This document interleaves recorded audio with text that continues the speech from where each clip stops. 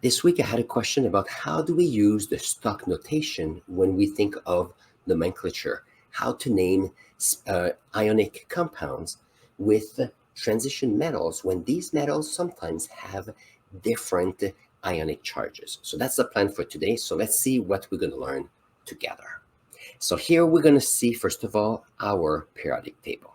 So if we go here, so our periodic table here is amazing, and the link is in the description below. If you have lithium, lithium here is an alkali metal.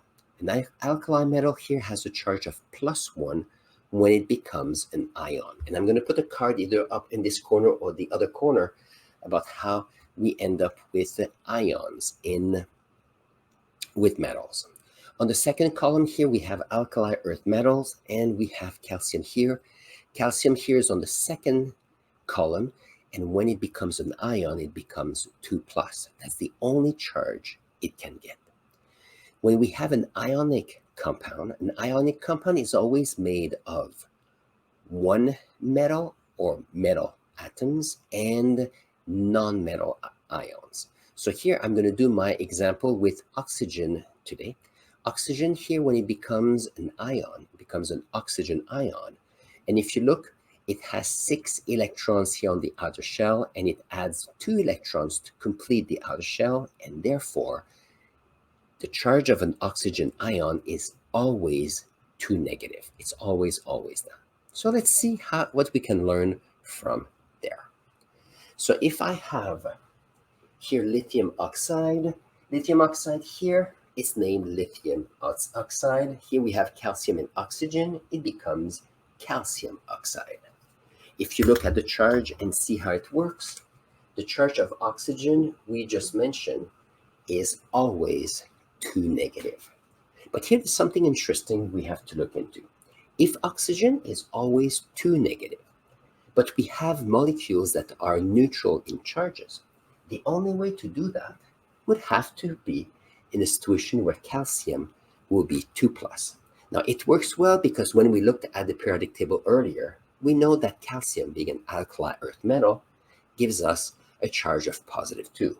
Because calcium is always +2 and they're together, this creates a neutral compound, and therefore calcium oxide is great. Here we have lithium oxide. Oxygen is always -2, as I mentioned. Lithium here as being part of the alkali metals. So if I look here, lithium here is on the first column here, that it has an ionic charge of +1. So if we look here, lithium has a positive charge, and that's why there are 2 atoms of lithium that will go with 1 atom of oxygen. And the reason for that is that 2 atoms that has a +1 gives us a total of 2 positive, which goes with the 2 negative of the oxygen, and therefore this is a neutral molecule. Being a neutral molecule, we have lithium oxide, and that is easy. Now I'm going to give a few more examples, and you'll see that this works well because we have alkali metals that always have a +1 charge, alkali earth metals that are always 2 positive, but sometimes some metals have a variety or a possibility of having several different charges. And that's when the naming becomes interesting. So let's see how we can give you a few examples. Give me a moment. So here I'm going to give a few examples. We're going to start with copper and iron, and then we're going to go with manganese. You'll see it's kind of interesting. So we have copper like this, and copper 2 like this. We have iron like this, Fe2O3. So we have here copper oxide, and then we have copper oxide. We have iron oxide, and here we have iron oxide. Perfect. This next step, let's start again. This next statement will talk about how copper can somehow you have one atom of copper with one atom of oxygen that we call copper oxide. And here we have two atoms of copper with one atom of oxygen that is also copper oxide. Now, if you look at the chemistry, because the ratios are different, here it is a 1-to-1 and here is 2-to-1. That means that we have different matter here. However, both are called copper oxide. So that's something that could be tricky. Now, Stock was a scientist saying, okay, how can we fix this to make it easier for scientists to know that copper oxide or copper oxide represents which one here? So let's see if we look at the ionic charge of these metals. We talked about the fact that oxygen is always 2 negative. 2 negative like this. If it is 2 negative and this is a neutral molecule, the only charge that copper can have here would be 2 positive. Because the charges being the same, you have a neutral molecule. It is perfect. This is a copper oxide. But if you look on this one, we have oxygen, which is 2 negative, but we have 2 atoms here of copper. In this example, we have a situation where each of the copper ions will have 1 positive charge, but because we have 2 positive and 2 negative, this Cu2O will also be a neutral molecule and will also be called copper oxide. Now there's a difference here. The oxygen does not change.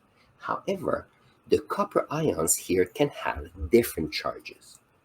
Here it has a positive charge, and here it has a 2 positive charge. So this is what Stock decided to do. He decided to use the charge of the transition metals to help with the naming. And what he did, he used what's called Roman numerals to help. Here we have a positive charge of 2. So what he said, so here it is a copper 2 oxide. The 2 represents the positive charge of this copper ion. Now here we have 2 of the copper ions with the positive 1. That means that he said that copper oxide here is a copper 1 oxide. The Roman numeral tells us the ionic charge of these metals. So that's something that is important, because now we no longer just have copper oxide for both. This one is copper 2 oxide and this one is copper 1 oxide. And this is the contribution of Stock with the nomenclature of ionic compounds with the transition metals.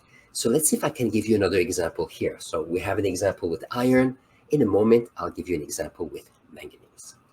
If you have iron oxide here, iron oxide, which is great, but here we also have iron oxide. Now let's look at the charges. We know that oxygen is always 2 negative, and because I have a ratio of 1-to-1, that means here that the iron has a charge of positive 2, because positive 2 and negative 2 gives us a neutral compound. Now here is a bit different, because if I have here an oxygen ion that is negative 2, but I have 3 of them, that means I have a total of 6 negative that is brought forward with the oxygen here. 3 ions of oxygen. That means that here, in order to have a neutral molecule, we need to have 6 positive here. In order to have 6 positive from the iron, but knowing that I have only 2 atoms or 2 ions of iron, the only way that it's possible would be that the ion ions, the ion of iron, there you go, would have to be 3 positive. You see how this one is 2 positive and this one is 3 positive. So what do we have? We have the oxygen that is the same with respect to the charges, but here we have 2 different ions of the same metal. And that's what we're going to use, and that's what Stock decided to use. Let's use our Roman numerals. Here we have a charge of 2 positive, so therefore this becomes iron 2 oxide. It's specific. This means that we have an iron oxide and the charge of the iron is 2. Here we have the iron ions that have 3 positive, and therefore iron 3 oxide is this one. So we know here that the formula are different for both, and now we have the two names that are different. That's true that they're both iron oxide, but more specifically, this is an iron 2 oxide, this is an iron 3 oxide using the stock notation. So let's see if I can add one more example so that we can complete this video. So this is my last example with respect to how to use the stock notation when we have ionic compounds with transition metals. So here we have manganese, and if we look at the periodic table, the manganese is right here, right in the middle of the transition metal, right here. Interestingly enough, it creates different compounds because it can have different charges. So let's see. We have here MnO, Mn2O3, and MnO2. We have here three different molecules. Interestingly enough, we have here manganese oxide, and manganese oxide. How can we make sure that each of these names represent the different ionic compounds that we have here? Here we have to look at the charges. I remind you, we're going to look at the stock notation for this one here. So we have the stock notation. Perfect. We talked earlier that oxygen always has a 2 negative charge. Doesn't change, it's always the same. Here we have 2 negative, and here we have 2 negative. Now, interestingly enough, this molecule has to be neutral in charge. So if we have a 2 negative for the oxygen, for this one, we would have a 2 positive, because a 2 positive and 2 negative together will be able to create a neutral compound. So here, since we have manganese 2 plus, this one here will be manganese 2 oxide. The 2 from the stock notation represent the charge of the metallic ion. Here we have Mn2O3. So what do we have here? We have oxygen that has 2 negatives, but we have 3 ions of oxygen for a total of 6 negative. Because if we have 1 oxygen is 2 negative, 2, it is 4 negative, 3, it is 6 negative. Now, in order to have a neutral compound, the 6 negative would have to have a 6 positive from the metals. And since we have 2 manganese ion, that means that each of them would have to be 3 positive, because 2 ions of manganese at 3 plus gives us 3 positive. If I take this off, that means that here we have a manganese ions which are 3 positive. So the stock notation tells us that it's called the manganese 3 oxide. Like this. Excellent. Here we have manganese oxide. We have 2 ions of oxygen, each with 2 negative. So we have an overall charge of -4. In order to have a neutral molecule, we need 4 positive here from the transition metal. Since there's only 1 of these ions, that means that the manganese here have to be 4 positive.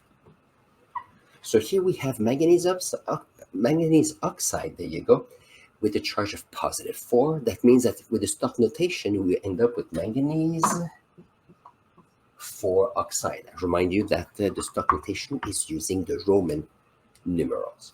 So here, if I have manganese 2 oxide, manganese 3 oxide, or manganese 4 oxide, we have 3 different names representing 3 different molecules.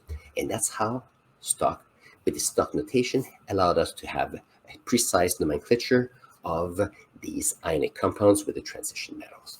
So if you've enjoyed this show so far, don't forget to subscribe to our channel. If you have any questions or clarification questions, put them in the comments below, because I'm using your questions to feed this channel, trying to share what I know, because I think that if you have questions and you find answer to your questions, then learning becomes transformational, because new question comes in. And that, I think, is how you grow as a learner. On this, I'm going to put here a video that you will enjoy, and I'll see you in next learning video.